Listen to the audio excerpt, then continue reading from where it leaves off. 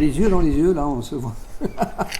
Et on se dit les 4 vérités, le plus, voilà, essentiel. Venez par là, Ouais, venez ça va par là. faire un duo, ça, un tandem sinon là. Ouais, c'est vrai. Oui. Tiens, ça, ce sera pour toi, tu fais connaître la cote. Alors, Voilà. je vais faire l'entrée en matière vite fait. Et après, bon, il n'y en a pas beaucoup à faire d'entrée en matière, de toute façon. Du coup, la chose est plus froide. Bon, on y va, 5, 4, 3, 2, est-ce que ça tourne? Ouais, ça tourne. Ça tourne. Alors, Hugues est ici présent. Dans la COP, nous avons Cyprien, nous avons Sylvie et nous avons Christine. Et puis votre serviteur Denis. Voilà, tout simplement. Donc, Enchanté tout le monde. merci. Enchanté. Merci Claudie d'être ponctuelle et à l'écoute. Voilà, donc l'entrée en matière, elle va être simple, à savoir que quiconque a une solution à proposer, tant mieux qu'il le fasse. Interrompre comme ça pour interrompre dans la COP, c'est pas l'habitude. Hein, c'est comme quand on casse quelque chose, ok, mais on le remplace quelque part. Hein. Si on n'est pas content d'une solution, on en prend une autre. Alors on a évoqué, je vais reprendre du début, quelque chose qui ne va pas être étranger pour toi. Faire péter la Macronie ne veut rien dire, on va aller droit au but, Claudie, ne veut rien dire si on n'a pas la stratégie. Et stratégie, je le mets en majuscule, souligné de 10 traits, bien sûr. Parce que depuis le début du début, on s'est fait péter la tronche, à plein de reprises, trahir, infiltrer, etc., sous prétexte d'avoir essayé des solutions bâtardes. Alors il y a Cyprien qui proposait la calache. J'ai dit ça pour neutraliser la bête, mais ça, qu'est-ce qu'on met après quoi? On sera emmerdé. Je couperai au montage, ça. Oui, attends, il va couper, pardon. Je vous préviens, je suis calme, j'ai pas envie de perdre du temps, hein. Ça c'est clair. Alors, sur l'affaire, donc c'est la prétention de Francis, elle est politique. Je suis de 1. Ça tourne? Oui, ça tourne. Tout à l'heure, t'inquiète. Elle est politique, mais elle n'est pas juridiquement, elle est fausse. Parce qu'en fait, son argument, c'est de dire que donc je rappelle l'affaire, hein, de mémoire, c'est l'histoire des mandats des sénateurs qui ont été prolongés de façon illégale, Illégale, et là on pourra détailler. Si on parle de légalité de loi et de règles en vigueur, c'est faux. Il y a une loi, ce qu'on appelle organique, qui porte bien son nom, c'est pour organiser les pouvoirs. Et c'est prévu dans la Constitution où on peut effectivement avoir une loi qui va déroger avec des justifications. Donc il faut lire les motifs qui ont été donnés par les personnes en place et qui ont expliqué que ça ferait trop d'élections en même temps, ça ferait une confusion. Donc du coup, ils ont préféré déroger en toute cohérence. Et l'argument de dire qu'il n'y a pas eu de loi organique, c'est faux, il y en a une. Je suis allé vérifier. Il y a eu bien une loi organique qui avait justement tous les motifs. Donc le mandat a été prolongé, certes politiquement, pas démocratiquement, je suis d'accord, mais c'est dans la Constitution. Donc si on respecte et qu'on reconnaît la Constitution, on accepte ce qu'il y a dedans. Si on n'est pas d'accord avec la Constitution, on la change. Mais si sur le plan politique, je suis d'accord avec lui de dénoncer ce bidouillage, sur le plan de l'argument juridique, parce que c'est son argument en fait, c'est-à-dire juridiquement il n'y a rien qui leur autorise à faire, c'est faux. Donc ils vont rigoler. C'est constitutionnel, il y a eu une loi organique, ça a été voté. Après, c'est comme, est-ce qu'on veut toujours un président? Est-ce qu'on veut toujours la haute cour de justice qui est composée de sénateurs et députés pour juger Flavius Dupond-Moretti et compagnie? Est-ce qu'on veut toujours un conseil constitutionnel? Tout ça, c'est dans la Constitution. Si on applique la Constitution, on l'applique, et puis si on n'est pas d'accord avec la Constitution, on la change. Donc moi, sans transition, ça me permet de dire ce qu'on fait à Carmaux. On est des gilets jaunes venus d'un petit peu partout, on est 5 avec un petit réservoir de 2-3 autres. La revendication ultime depuis le début, mandat impératif, mandat révocatoire, contrôler les dirigeants et les décideurs et pouvoir les changer, et le RIC constituant, c'est-à-dire que les lois, les décisions sont prises dans les communes pour remonter à l'échelle nationale. Et que si on envoie quelqu'un à l'échelle nationale, on peut toujours le contrôler, l'encadrer, on met même une équipe de 5-6 personnes pour qu'il ne soit pas dans la corruption, et tout un dispositif, et ça c'est la matrice 3.0. Nous sommes dans la matrice 1.0.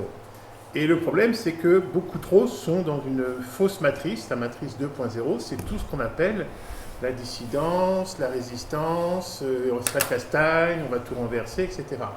Mais la matrice numéro 2 ne remet pas en cause le fondement de la matrice numéro 1, qui est la Constitution, qui le prend à la racine. Et nous, ce qu'on fait à Carmaux, c'est que, puisqu'il nous faut une stratégie, s'organiser, ça veut dire quoi? Avoir un but, un calendrier et une organisation. Et donc une feuille de route. Et la feuille de route, c'est laquelle?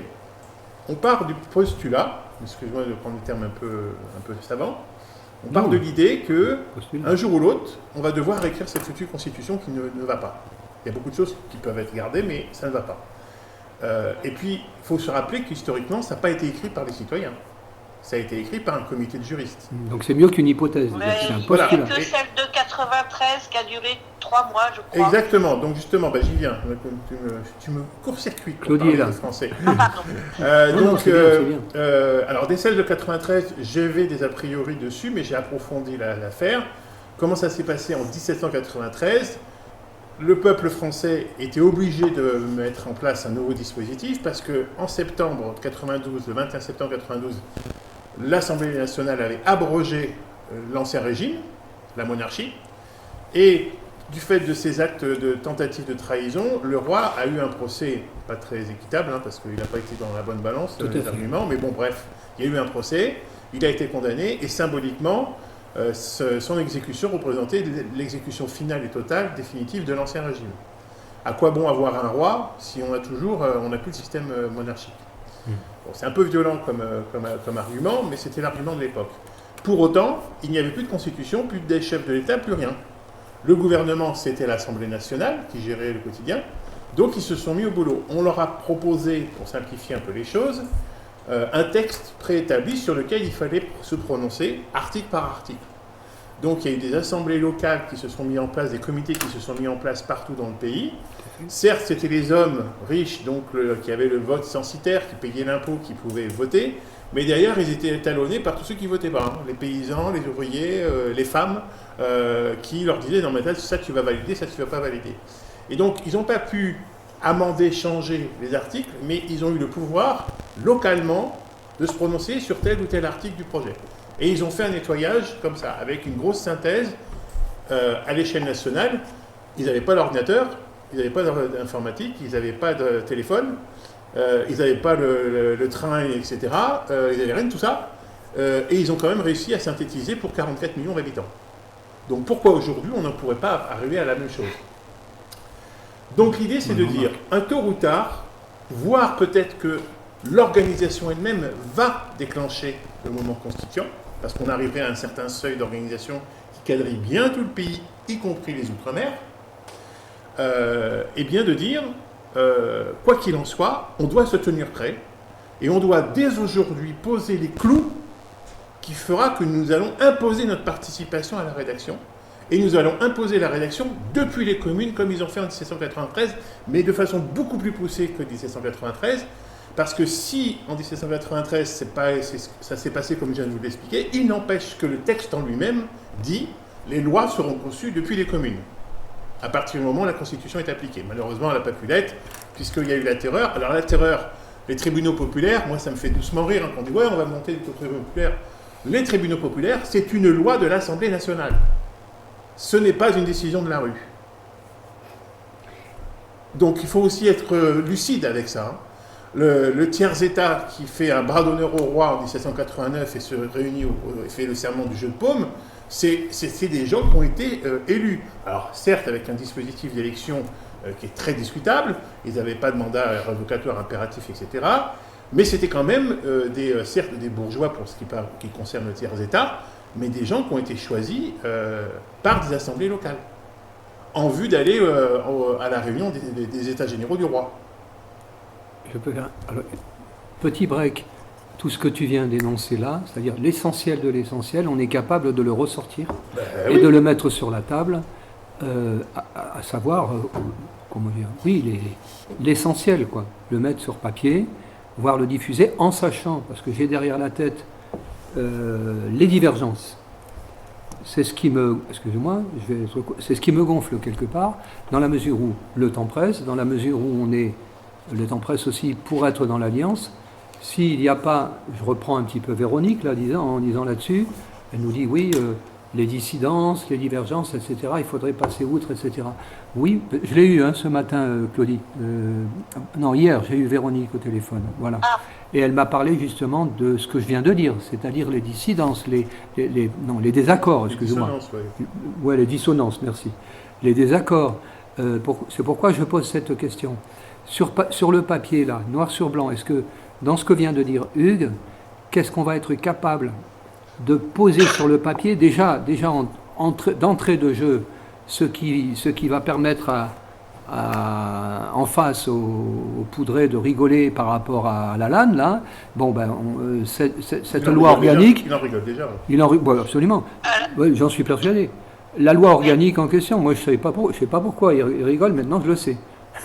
Mais là, il va... Du coup, Oui, par rapport à ce que a dit Hugues, oui, il y a une chose que on pourrait aussi prendre en compte, c'est qui est au-dessus de la Constitution.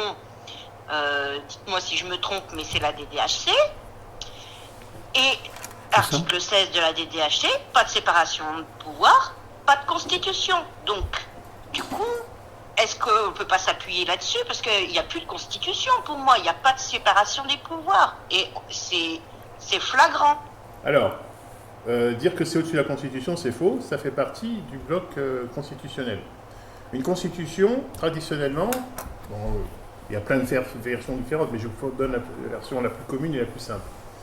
C'est un certain nombre de principes en préambule, on va dire, en haut du texte, et ensuite des articles qui disent, voilà, nos institutions. On a un Sénat, on n'a pas de Sénat, une Assemblée, on n'a pas d'Assemblée, on a un président, machin, la justice est organisée comme ça, les pouvoirs sont répartis comme ça, etc. Un exemple, la Troisième République, ce n'est pas une constitution. Ce sont 3 lois constitutionnelles qui ont posé juste l'équivalent de nos articles de fonctionnement. Il n'y avait pas de préambule de principe. Dans la pyramide des normes... D'aujourd'hui, moi je parle de la DDHC est au-dessus de la Constitution. Oui, mais il disait la Troisième République. Moi je parlais de la Troisième République, par exemple. La Troisième République n'avait pas de constitution. Oui. Mais c'était quand même une république, elle avait des règles de fonctionnement. Aujourd'hui, par exemple, les Allemands n'ont pas de constitution. Ils ont ce qu'on appelle une loi fondamentale, une Grundgesetz, parce qu'ils ne l'ont pas adoptée par référendum, alors qu'elle a des principes et qu'elle a des articles de fonctionnement. Parce que la Constitution, c'est des principes, des articles de fonctionnement et une adoption par référendum du peuple, pour valider. Les Allemands n'ont jamais validé leur Constitution. Et en plus, ils ne peuvent pas le faire parce que le Reich existe toujours. Et là, c'est ma spécialisée en droit international et mes recherches avec un Alsacien sur l'Alsace, grâce aux recherches faites sur le Conseil constitutionnel allemand. Enfin, c'est un tribunal exactement, parce que... Donc 1789, oui, je connais cette approche, mais... Non, 1793. Moi, je vais même te dire, dans cette pyramide, on pourrait même mettre au-dessus de tout ça le peuple, parce que c'est lui qui a le dernier mot, et on le voit avec la trahison de 2005. C'est le peuple qui écrit sa constitution, c'est le peuple qui écrit ses textes, etc. Les lois sont écrites par les humains, avec toutes les erreurs que ça peut engendrer. Oui. Ça n'empêche qu'ils l'ont modifié sans l'avis du peuple, la Constitution. Oui, mais ils ont appliqué la Constitution. C'est dans la Constitution. Sarko qui a retiré l'article 86, 89, je ne sais plus, la haute trahison, malgré qu'elle y soit encore. Oui, mais c'est dans la Constitution. Ce qu'ils ont fait, ils ont modifié la Constitution 24 ou 26 fois, je ne sais plus combien, plus de 20 fois, c'est par application de la Constitution. C'est la Constitution qui permet de faire tout ça, en fait. Parce qu'un traité international peut être adopté par référendum ou par le Parlement. Et c'est ce qu'ils ont fait. Juridiquement, ce n'est pas le même texte. Mais politiquement, c'est le même texte. C'est-à-dire qu'effectivement, à 98-15%, on retrouve les mêmes choses entre le traité de 2005 et le traité de Lisbonne. Mais ce n'est pas le même texte à la virgule près, puisque ce n'est pas agencé de la même façon, et ça n'a pas été adopté de la même façon. Donc ça, c'est une réponse de juriste que je vous donne. Politiquement, je suis d'accord. C'est une violation, c'est un coup d'État, ce qui s'est passé avec Lisbonne. Et le problème qu'on a, c'est qu'il n'y a que le peuple qui peut s'organiser pour dénoncer et condamner ça. Il n'y a aucun tribunal dans le monde qui nous permette de faire cela. Non, puisque c'est eux qui nomment les juges et tout ça, donc tout est corrompu, tout est pourri. Oui, mais qui a le dernier mot à la fin, dans l'absolu? C'est le peuple, mais normalement, mais le peuple n'est pas organisé. Là, c'est l'urgence. Moi, je sais que voilà, Non, je suis pas d'accord. Pour nous, c'est très très compliqué financièrement. Ça fait 8 ans que j'entends que c'est l'urgence. Ça fait 8 ans que j'entends tous les 6 mois que c'est l'urgence. Et ça fait 8 ans que personne ne fait rien. Bah oui, il y a qu'à Faucon, comment on fait c'est pas bien ce qu'ils font. Et après, on fait quoi On a perdu 8 ans. Donc moi, avec mes amis de Carmaux et d'autres ailleurs en France, on a décidé de mettre en place une feuille de route qui fasse qu'il n'y aura pas de prochaine fois. C'est-à-dire que la prochaine fois, on dira, vous voulez savoir comment on fait? Mais c'est déjà en train d'être fait. Et c'est ce qu'on fait à Carmaux.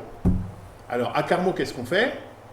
Eh bien, on a posé des principes très simples. On dit, voilà, on se déclare en mairie. Je peux vous dire que c'est une bataille en ce moment avec le maire. Mais on finira par voir. On invoque des règles, des lois qui obligent à enregistrer notre assemblée de citoyens. Le JOC? Non, ça c'est l'aboutissement, ça. L'aboutissement, je vais y venir. Donc, oui. C'est un acte unilatéral de déclaration. Et c'est par application de l'article L2141, je ne sais plus combien, du Code des collectivités territoriales. Vous avez tout ça sur le site de l'Assemblée citoyenne de Carmaux. Je vous donnerai des références. En fait que le maire n'a pas à préjuger du texte qu'on va déposer, mais il valide le fait qu'on a déposé quelque chose et qu'on l'a signé. Il n'a pas donné son avis politique sur ça. Et c'est ce qui aurait permis à beaucoup de cahiers du grand débat de 2019 de ne pas disparaître si on avait utilisé cette loi. Oui.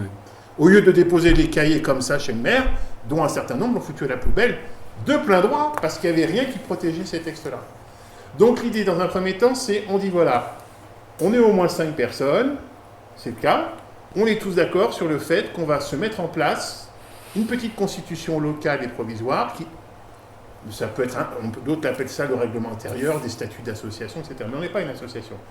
Nous, on préfère le mot constitution parce que c'est un petit peu provocateur et ça lance la mécanique. Et on dit, voilà, nous avons une petite constitution locale et provisoire. Donc, partielle, parce que ça ne concerne que les gens du secteur, et provisoire, jusqu'à ce qu'on rédige la vraie constitution. Cette constitution nous dit simplement comment nous fonctionnons entre nous, pour se préparer à la rédaction de la constitution et s'imposer. Cette déposition en mairie fait foi. Alors, elle a une valeur légale en matière d'authenticité, c'est un acte authentique. On ne pourra pas dire qu'on n'a pas fait la déclaration, mais c'est surtout un acte politique. Et ça n'a pas une vraie valeur juridique au sens du droit national ou international, dans le sens où on va l'imposer. Mais ça va s'imposer à une condition, c'est que ça soit généralisé le plus possible dans tout le pays. Je vais revenir sur ce point-là après. Deuxième étape, c'est qu'ensuite, et vous allez voir le lien avec le droit international qui peut vous surprendre. Le deuxième étape, c'est qu'ensuite, une fois qu'on a fait ça, ça y est, on existe. Donc, qu'est-ce qu'on fait? Une fois par mois, on ouvre notre cahier des exigences, et plus les cahiers de doléances, il n'y a plus de droit, et on le met à disposition de la population, on lui donne rendez-vous. Quelles sont vos exigences pour la prochaine constitution? Si vous voulez qu'on parle de loi fondamentale ou de loi essentielle, quel que soit le sujet, on va travailler ensemble pour que ça soit quelque chose qui soit des lois pérennes, et non pas que tous les ans, on a une loi sur l'immigration, sur la sécurité, sur l'éducation. Non, il ne faut pas changer les lois tous les 4 matins. On a la loi de 1905, la loi sur la presse de 1881, on a la loi sur les associations de 1901. On peut avoir des lois centenaires qui traversent le temps, en fait. Mais ça veut dire que nous, le peuple, on réfléchit, on prend le temps d'y réfléchir, on ne travaille pas dans l'urgence. On va pas raser tout et on ne travaille pas en regardant BFM ou CNews ou l'actualité parce qu'il y a une tornade. Il faut arrêter de raisonner comme ça. Il faut raisonner avec la tête froide, atemporelle, en dehors du temps. Sans l'affectif. Et on traverse, et c'est pour ça qu'on a perdu 8 ans, parce qu'on aurait raisonné comme ça depuis le début, on aurait déjà gagné aujourd'hui. Ensuite, dernier point, tout ça, ensuite, il faut le protéger. Alors, déposer en mairie. Donc, une fois qu'on a identifié d'autres endroits, aujourd'hui Cagnac, demain Castres, on était dans l'Ariège à Pamiers, je vais aller en Savoie ou Haute-Savoie, on pourra aller voir les gens de Bretagne, on explique le processus. Et on dit, voilà, bon, vous, là où vous êtes, vous travaillez d'art sur les conséquences des problèmes. Les gens sont dans la misère, les gens cherchent un logement, les gens cherchent à manger, on veut faire des jardins partagés, on veut mettre en place des systèmes de sécurisation en cas de catastrophe, on cherche des réponses juridiques pour des problèmes personnels, privés, etc. On est solidaire, etc. Mais ça, c'est les conséquences. C'est pas la cause. Donc, est-ce que, tout en continuant à travailler sur les conséquences, on est d'accord que on va ensemble, le moment venu, travailler sur la cause, c'est-à-dire la Constitution. Quel est notre dénominateur commun? Est-ce qu'on n'a pas tous l'idée de dire « ça suffit ces dirigeants qui décident à notre place ». Ça suffit de ne pas pouvoir les virer et les sanctionner. J'étais en train de regarder une superbe entretien qui a été diffusé hier sur Thinkerview avec la première députée de Mayotte. Elle explique que les hauts fonctionnaires là-bas font ce qu'ils veulent, sans contrôle, sans sanction. Et en plus avec beaucoup de corruption. Oui. Donc il n'y a pas que les hommes politiques, il y a aussi les dirigeants administratifs. Donc ça suffit. Et effectivement, on peut faire écho à la Constitution de 1793. Arrivons à mettre en place des nouvelles règles collectives où les lois seront conçues depuis les communes et synthétisées à l'échelle nationale. Bon. Donc une fois qu'on est d'accord avec ça, eh ben, on formalise en 1 page et 4 articles un traité international de reconnaissance entre assemblées citoyennes locales. Alors pourquoi j'utilise le terme droit international? Répète, s'il te plaît, la dénomination, ce que tu viens de dire. C'est un traité de reconnaissance, un traité international de reconnaissance entre les assemblées. Assemblées, comités, collectifs, associations, appelez ça comme vous voulez, on s'en fout. Chez Martin Bonner, ils appellent ça des pépinières, chez Valérie Bugeaud, ils appellent ça des ateliers ou je ne sais pas trop quoi, peu importe. Ces entités-là, il y en a partout dans le pays. Et une fois qu'on a fait ce travail de reconnaissance, alors, on fait un peu comme nos ancêtres avec le journal officiel et le tiers-état en 1789. Alors, il n'est pas apparu tout de suite, il est apparu en début du 19e siècle, en 1800, je ne sais plus combien. On crée notre propre journal officiel. Le journal officiel des citoyens et des assemblées citoyennes. Et là, on y stocke nos déclarations et nos reconnaissances mutuelles entre... Ce qui veut dire qu'on a un registre national que n'importe qui peut consulter et savoir qu'en fin de compte, c'est ancré dans le marbre, c'est écrit, c'est rédigé, c'est signé, c'est validé par les assemblées souveraines. Il y a un maillage qui se met en place. Si vous avez un minimum 5 entités par département, un minimum, mais ça peut être plus, qui, de préférence, quadrillent de façon harmonieuse chaque département, et que vous avez ce travail de tricotage au sein du département, mais aussi entre départements, et pourquoi pas saut de puce. Moi, je suis d'originaire de l'Île-de-France. D'ailleurs, j'étais chez les Gilets jaunes constituants du 91 il y a 10 jours. Eh ben, on se reconnaît et on l'enregistre. Alors, bien sûr, vous allez me dire, il y a toujours des petits malins qui vont faire leur petit journal officiel à eux. Il y en a qui vont chanter, ils vont créer 40 000 sites internet. Ah, sauf que le journal officiel, il va être créé par les primo-arrivants et il va être sécurisé dans des entités extérieures. Donc, les entités extérieures, il y en a plusieurs qui existent déjà au sein de l'ONU, de la Cour internationale de justice. Pas très loin d'ici, à Barcelone, vous avez l'Union, c'est une association privée, vous avez, enfin c'est une fédération, l'Union mondiale des gouvernements et des peuples locaux, dont fait partie la mairie de Genève. Mairie de Genève qui marraine le projet de Carnot et qui nous dit vous avez raison de A à Z. Il y a la même chose, il y a une entité de surveillance aussi au sein du Conseil de l'Europe. Vous avez le C24, c'est ce comité après la guerre qui a permis de décoloniser les anciennes colonies. Donc vous avez plein d'entités qui le permettent, et, bonus, avec des amis juristes, à Genève, on a créé une association qui est une agence de droit international et qui va servir de coffre-fort pour sécuriser ce journal officiel. Petite question vite fait, qu'est-ce qui va légitimer, qui va nous donner confiance, si tu veux, pour, tu disais tout à l'heure, acte politique imposé parce que généralisé dans tout le pays, donc tu viens de l'expliquer. C'est le quadrillage. C'est le quadrillage.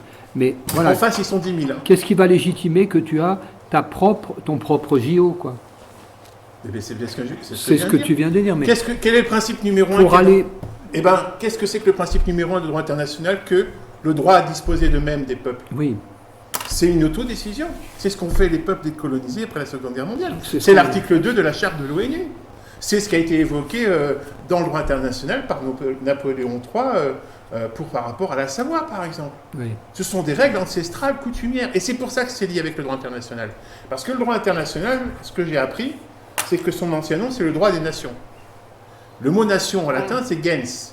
Pendant très longtemps, ils ont appelé ça le droit des gens, le droit des gens. Des gens, oui. Parce que c'est le même droit que vous appliquez au Vatican où il y a 800 habitants, qu'à Andorre, qui n'est pas très loin d'ici, qu'à la Principauté de Monaco, qu'aux 8 millions d'habitants de la Suisse. La difficulté pour nous de la France, c'est qu'on est 70 millions, 44 millions de votants, et qu'on a 33 000 communes encore, pas plus de 36 000. On a plus de 30 000.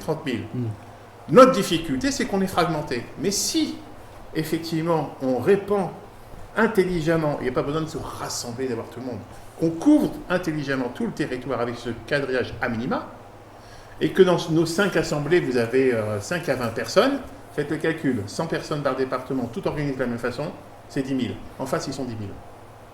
Vous avez un préfet, 2 sous-préfets, un directeur d'établissement, 100 personnes, ils ont une centaine de personnes organisées dans chaque département, tous, bien évidemment, parce que c'est une structure identique partout. C'est comme ça que ça fonctionne. Quand il y a eu je prends l'exemple que tout le monde connaît, quand il y a eu le confinement, le Premier ministre prend un décret, qu'il soit légal ou illégal, on s'en fout, parce qu'il peut le faire, pouf, il envoie au préfet, paf, tout le territoire est confiné. Oui. Et c'est parce que non seulement ils appliquent la loi, mais c'est surtout qu'ils ont pu diffuser l'information partout, d'un seul coup, de la même façon, harmonisée. Nous, on est un peu comme... j'ai fait une petite vidéo sur ma chaîne Les Ateliers du Droit, que j'ai enregistrée à Montirac, là, dans les hauteurs. Je compare ça, je fais l'allégorie de l'orchestre philharmonique. Nous imaginez que les Gilets jaunes vont décider de jouer un morceau d'une symphonie de Beethoven ou de Mozart. Sauf qu'ils viennent tous avec leur instrument de musique différent et tous avec leur partition. Ça ne peut pas marcher parce que chacun joue sa partition. Donc on essaye un premier morceau, c'est le bordel, excusez-moi le mot. On fait une pause, il y a des petits malins qui prennent les 130 partitions, qui vont à la photocopie, pieuse, qui la photocopient 130 fois, dans le même ordre, qui les posent sur les 130 pupitres, et quand les 130 musiciens reviennent, ils jouent de façon harmonieuse. Et on passe à la partition suivante pour satisfaire tous les égos. Alors il y en aura toujours un qui dit « Ouais, mais moi je suis le 130e. » Alors on tirera au sort la prochaine fois. C'était une expérimentation. Donc l'organisation, c'est ça. C'est une méthode. C'est la même méthode avec le même objectif. À minima, quelle est la méthode et l'objectif minimum que nous avons en commun? Nous tenir prêts pour ne pas se faire voler la prochaine rédaction de la prochaine Constitution. Et nous devons changer cette foutue Constitution. Et pourquoi pas, alors là c'est le côté un petit peu imaginaire et extrapolation, le fait d'avoir ce quadrillage, on arrive à un point de bascule, on fait péter le plafond de verre, et c'est l'auto-organisation qui en elle-même peut déclencher et légitimer la chose. Les militaires avaient approché d'actifs, mais pas les généraux, ils avaient envoyé des colonels, des majors, etc., des gilets jaunes de Paris. Et ils leur avaient dit, organisez-vous. Et lorsque vous serez organisés, on fera tomber le pouvoir, parce que le pouvoir, c'est vous. Mais vous nous avez pas, pour l'instant, vous ne nous apportez pas la preuve que vous êtes organisés. Qu'est-ce que l'organisation, si ce n'est cela? Vous avez un journal officiel, les citoyens, enregistré, envoyé en copie, sécurisé dans toutes les instances internationales, parce que, bien évidemment, Genève, c'est aussi la tournante du système diplomatique. Exact. Donc, on peut le faire savoir à toutes les ambassades du monde qu'il y a un peuple qui est en train de s'organiser en France et qui invente la matrice M3C 3.0. C'est un labourage de paysans. Alors tous ceux qui veulent changer le pays à travers des fils Telegram, des WhatsApp, des groupes Facebook, et qui disent tous ensemble on fait la manif et on bloque tout au mois de septembre, mais moi ce qui s'est passé au mois de septembre, tous les ans je le vois, sous une autre appellation, sous un autre nom, mais tous les ans ça revient toujours, et on va tout changer, tout va être bousculé. Mais c'est faux. Et on en prend plein la tronche. Et puis c'est un gros soufflet qui dégonfle au bout de 3 semaines, et c'est ce qui s'est passé. Et ça sert derrière. Parce que c'est pas organisé. C'est pulsionnel, c'est émotionnel, on s'en prend aux conséquences, on s'en prend pas aux causes, à la cause. Et j'ai pas mal, à titre personnel, de choses qui me distancient de Étienne Chouard, mais sur le diagnostic, je suis totalement en phase avec lui. On est totalement en phase. Après, les solutions, c'est pas les mêmes. Bon. Et puis il y a des contradictions dans les solutions qui peuvent être proposées. Mais sur le diagnostic, c'est ça. Moi, je suis d'accord. Et tous ceux de Carmaux sont d'accord. À l'Ariège, du coup, ils sont aussi d'accord. Et tous ceux à qui on explique le photo, oui, on est d'accord. Le problème, c'est cette foutue constitution que le peuple n'a jamais écrite. Donc, il faut se mettre au travail. Et si on veut de l'action, l'action, c'est pas simplement, effectivement, péter des bagnoles ou manifester dans la rue. L'action, c'est aussi du travail citoyen. C'est ce qu'on entend faire. C'est pas nous qui le faisons, enfin, c'est eux qui le font. Oui. C'est pas les. Oui, tout est tellement inversé que. Pourquoi ils ont envoyé les bulldozers dès la deuxième manif au mois de novembre? Pourquoi Macron a envoyé les bulldozers sur les ronds-points? Il n'avait qu'une seule peur. C'était un câble rond-point, c'était un système neuronal, c'était plein de neurones mais qui n'étaient pas interconnectés. Il les a pétés sous faux prétexte, trouble à la circulation routière, interdiction d'utiliser une parcelle pour faire des rassemblements, des feux, des machins, c'est trop dangereux. C'est pas vrai. La vraie raison, c'est qu'ils avaient une seule pétoche, c'est que ça se tricote entre ronds-points. Et ils ont réussi. Ben oui, c'est ça que... Et bien c'est mieux qu'on ne soit pas si visible que ça et qu'on tricote dans le silence. Et avec les réseaux, parler de sécurisation. En résistance. Comment ça? Je sais pas, je connais pas trop d'informatique, mais vu. Mais on n'utilise pas l'informatique, on n'a D'accord. pas besoin d'informatique pour tout ça. Et agir. Et on peut tout faire au papier. Et puis d'ailleurs, ce qu'on dépose en mairie, c'est du papier. Ce qu'on va envoyer à l'ONU, à notre agence à Genève ou au comité des C24, c'est du papier. Comment avoir confiance encore à une organisation comme l'ONU On ne leur demande pas la confiance. On De consigne, leur comme soumettre. chez le maire. Chez le maire, on ne fait pas confiance. Comment On consigne. on soumet nos idées. Et on dit et voilà, c'est comme ça, c'est vu pas comment autrement. ils les prennent pour faire ce qu'ils ont à faire. Oui, mais sauf qu'on invoque la loi. L'ONU, c'est des articles du texte fondamental. La mairie, c'est des lois sur lesquelles ils ne peuvent pas déroger, puisque ce sont les premiers à les invoquer. Oui. Il y aura toujours des tentatives, je suis d'accord. Mais on n'est pas, faut pas être dans le pessimiste, sinon c'est pas la peine de se mettre. Non, Bien sûr. on est positif, Oui, mais le but, c'est d'éviter une prochaine élection pourrie, quoi. aussi. Mais les élections, c'est terminé. Mais c'est... On n'en veut plus des élections. non. L'élection, c'est la soumission, c'est le MC.10. C'est je délègue mon pouvoir. Voilà. CIS.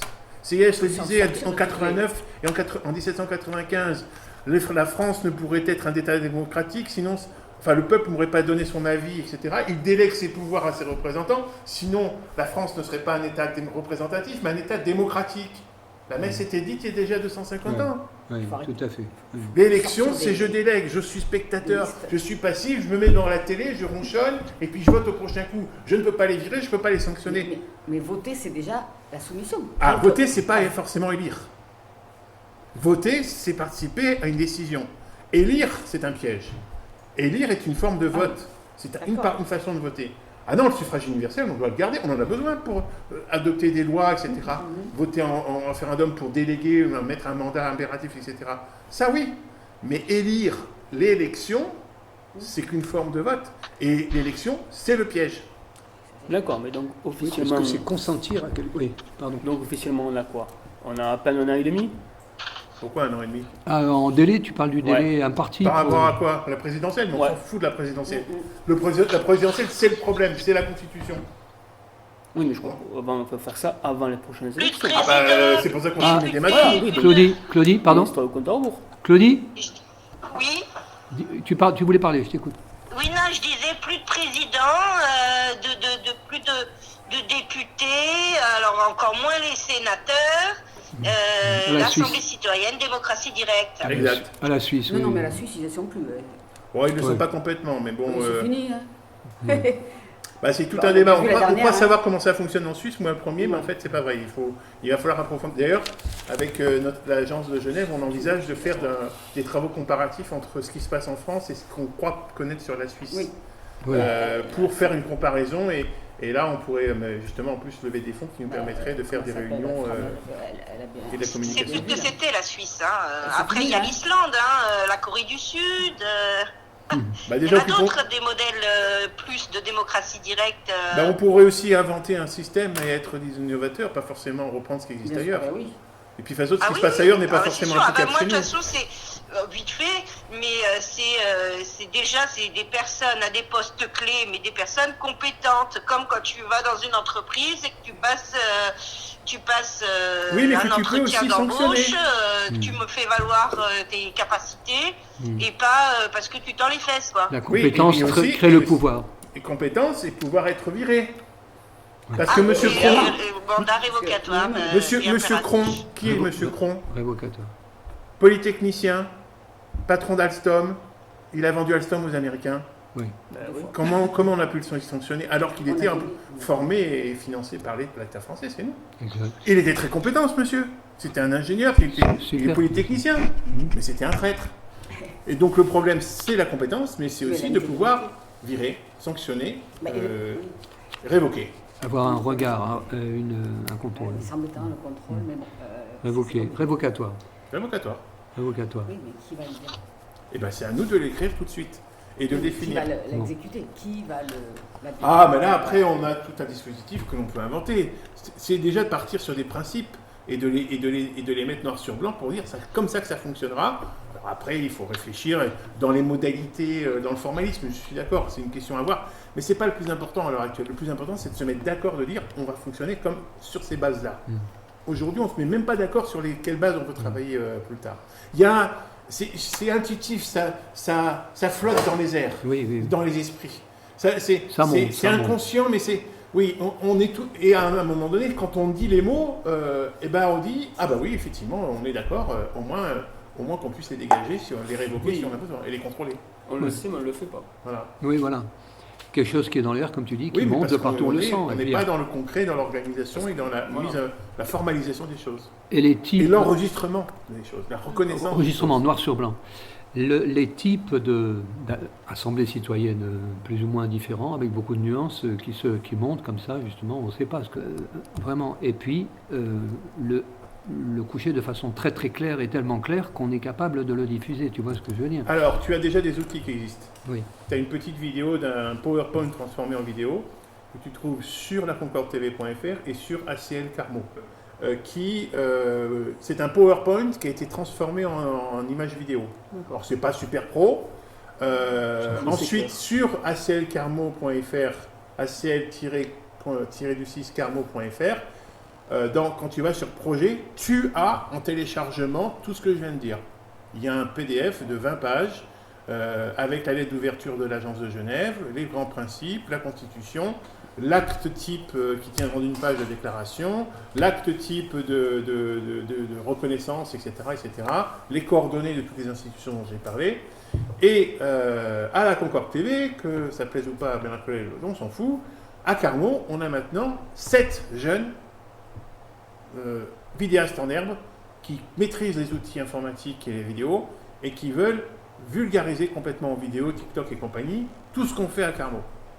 Et notamment aussi le dossier du droit alsacien qui les passionne encore plus parce que tout ce qu'ils ont découvert sur ce dossier-là les a profondément perturbés. Donc ils disent ça, il faut qu'on le fasse savoir. Mais ils sont aussi sur l'action du travail citoyen. Perturbés dans quel sens? Quand tu apprends que tout est spolié et que ça peut se généraliser à toute la France, ils se sont dit ça. C'est un dossier très lourd qui fait que j'ai repris toutes mes activités juridiques du fait de ça. Mais donc la bonne nouvelle, c'est qu'il y a une nouvelle équipe et du matériel, des studios. À Carmo, il y a tout ce qu'il faut maintenant pour pouvoir travailler. Donc, en matière de vulgarisation, c'est en train de se mettre en place. Mais il y a déjà des outils. Tu as déjà cette petite vidéo qui est sur la page d'accueil des deux sites et tu as donc le document téléchargeable. Alors, il porte mal son nom parce que le document, le PDF s'appelle Constitution de Carmo. Mais en fait, c'est tout l'explicatif, avec entre autres aussi le texte constitutionnel de Carmo. Donc c'est en plein dans ma question. Là. Ah, tu as toutes les réponses déjà. Ok, oui. Enfin, un début de réponse.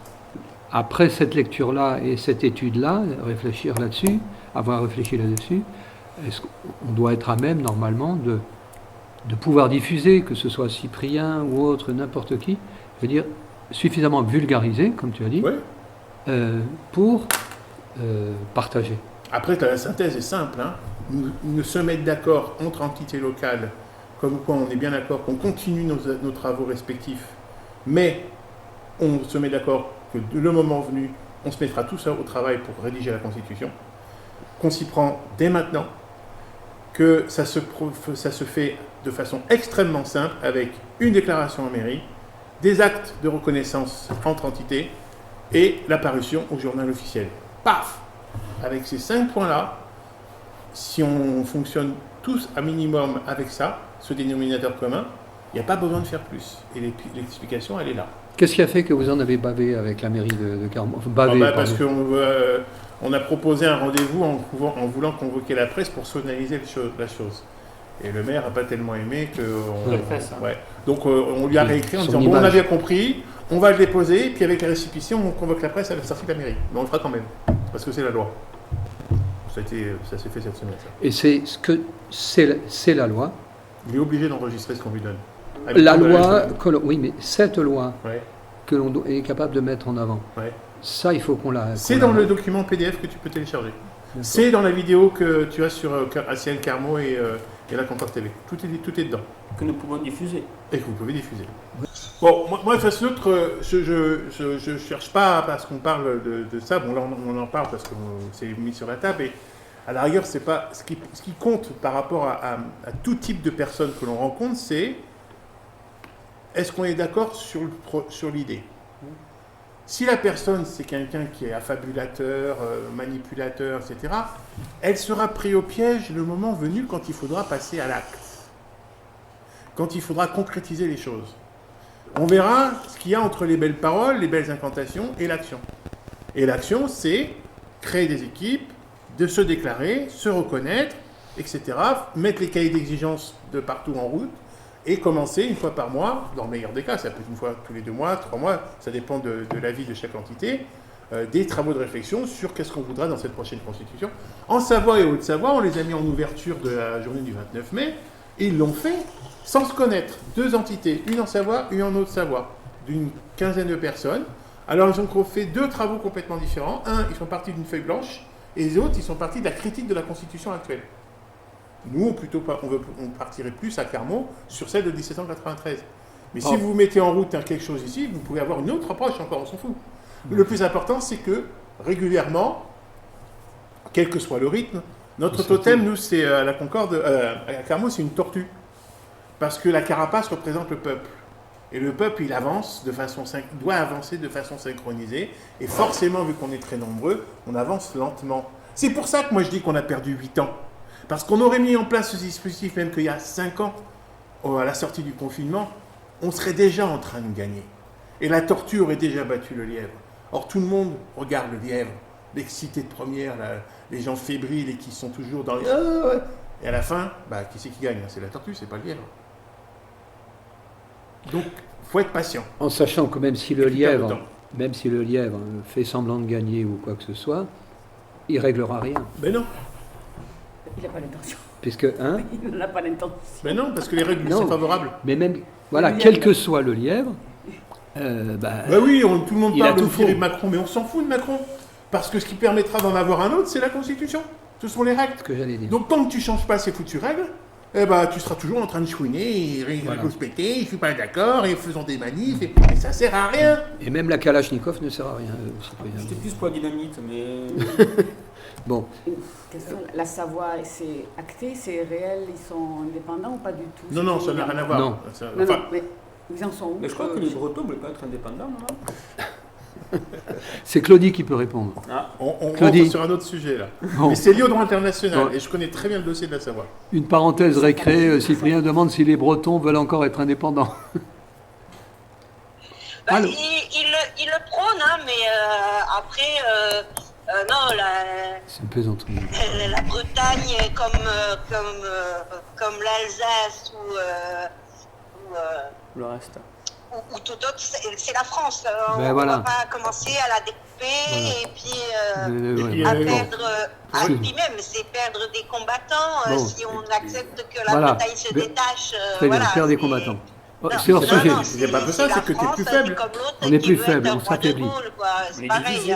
Tu peux être plus faible et tu es source à... Là, justement, l'entretien sur la députée du Lyot de Mayotte, elle expliquait que le jour où Mayotte se décolonise, se rend complètement indépendante, elle devient comorienne.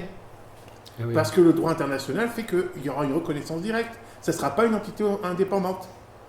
D'autant plus qu'elle n'aura pas son armée, son système de protection, etc.